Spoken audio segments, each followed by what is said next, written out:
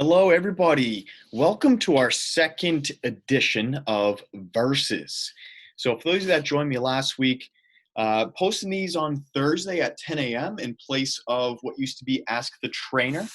So we're just presenting our content a little bit differently as we get some new, additions and general comments as to things we can improve on and how we can present them a little bit differently. So what we typically do is this is a very quick, short, sweet, simple. We take three topics that are all very closely related. We take nutrition, we take just the general health, wellness as their second, and then the third is just general exercise, workout as your three topics. So what we do is we compare and contrast uh, two item subjects within those three subcategories. And then, we break them down as to, who they might relate to or under what circumstances you need to take A option or B option and just kind of instill some knowledge upon you as to how to make healthy choices throughout your daily life. If you have further questions that I don't cover over this, feel free to reach out to me via email, text, comment on here, whatever it is that you find as your medium that you would like to reach out to me, and I can break it down even more. So that being said, let's hop right into it. So the first one we touch upon is nutrition, and it's fresh versus frozen fruit. And I will very helpfully admit that I was kind of on the wrong side of this. I always thought, fresh is always better. Fresh is where you want to be as much as you possibly can. The more I kind of broke it down and we did these nutrition myths for National Nutrition Month in March, I kind of figured out that that's not always correct. And I want to be very careful as I talk about this because fresh isn't always better and frozen isn't always better. But let me just kind of break it down as to why sometimes frozen is better, why sometimes fresh is better.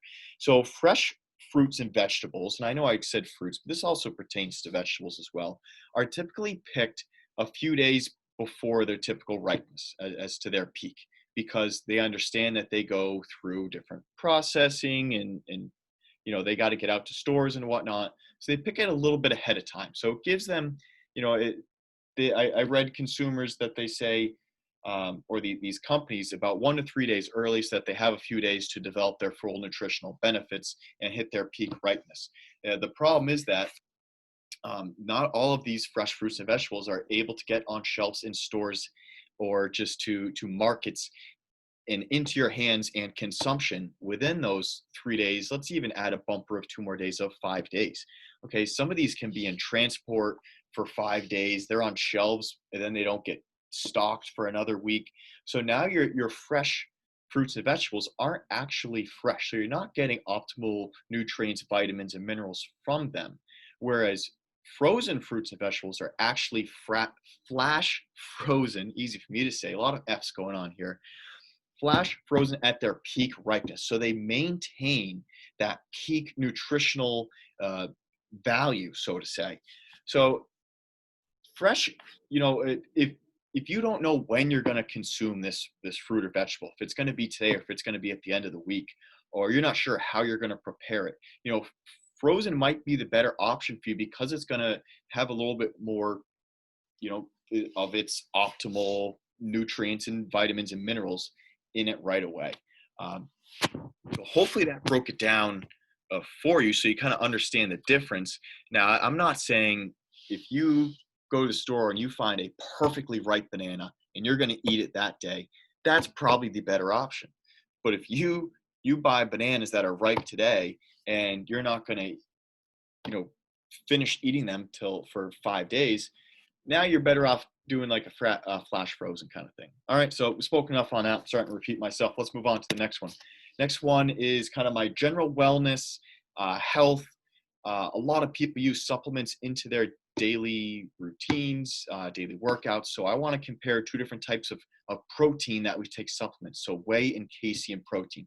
I'll make this super short and super sweet and simple. I'm not going to dive too deeply into it.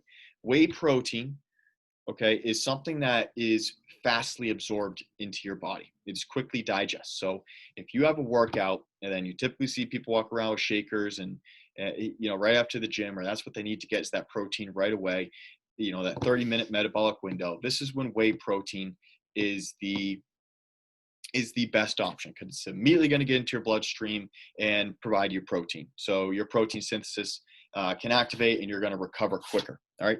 Casein protein is a much slower digesting protein. As far as what it looks like, it's a little bit more foamy. It's a little bit thicker. It doesn't always typically digest in the stomach as well as the whey protein because of its such slow digesting process. So people who are going to be drinking casein protein, the time and the place for that is people who are doing meal replacement because it keeps them feeling fuller longer over a long period of time. People who are interested in weight gaining.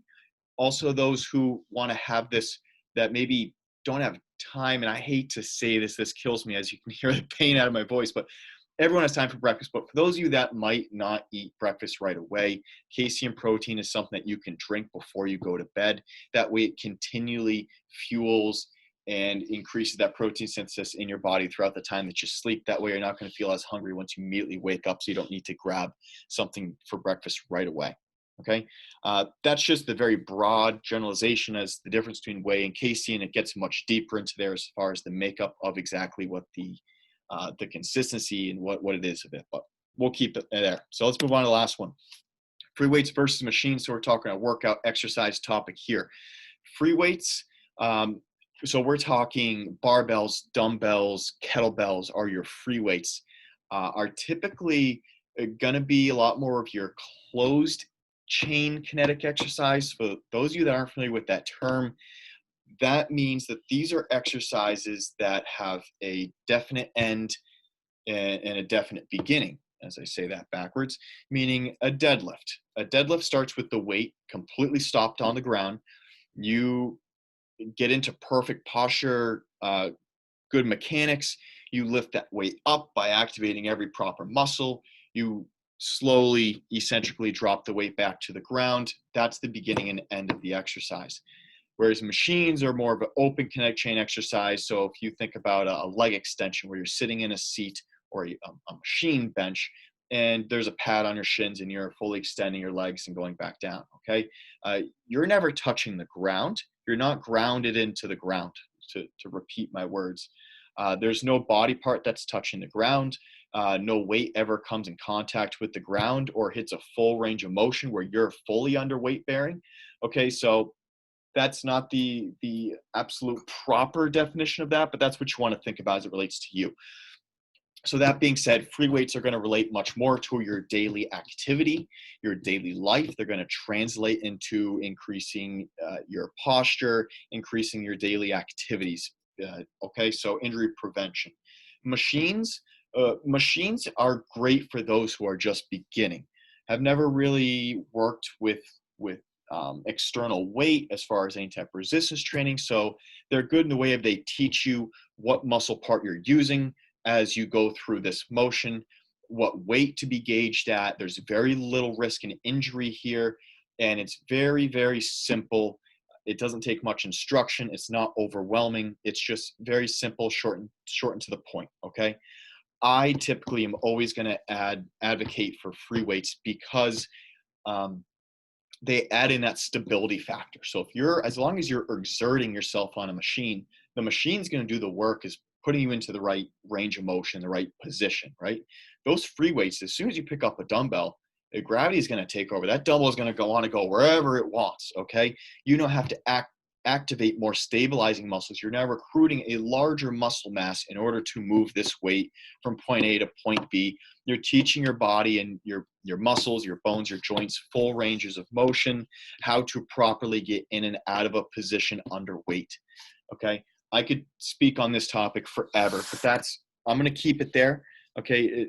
Little more broad, but for those of you that aren't exactly sure where to put free weights in, where to put machines in, where you should start, how you should change it up, feel free to reach out to me, but that is my very broad topic of them. So I want to thank you for joining me for Versus, our second ever edition, a health and fitness edition. All right, so I'm Zach. Thanks for watching.